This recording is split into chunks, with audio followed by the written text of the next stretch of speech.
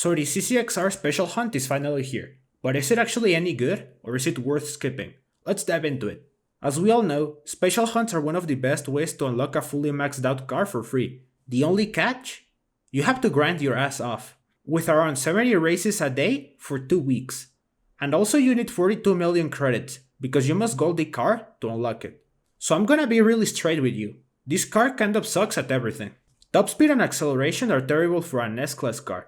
The handling looks good on paper, but the car doesn't float at all. And the moment you drift, it just loses all of its speed.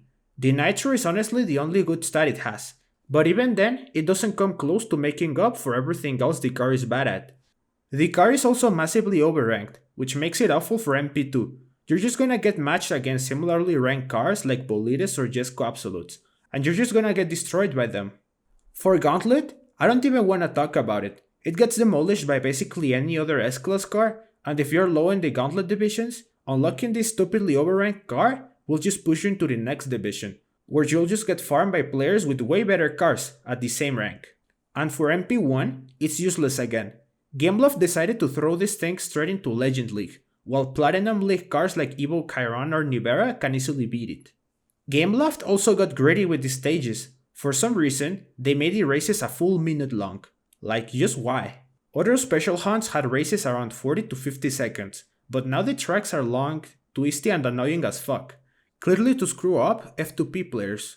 Also, you can't brainlessly just use touch drive anymore and farm the rewards. The time conditions are actually easy to miss if you wreck once or don't pay attention.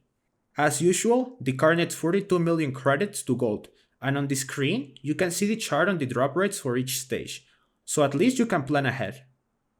Finally, is the car worth it or not? If you don't have much time, this event is 100% worth skipping, but if you do have time, I'd say go for it, even if the car is trash. Why? Because it might show up as a support car in a future special event. People always say special hunt cars never return as support, but that's not true.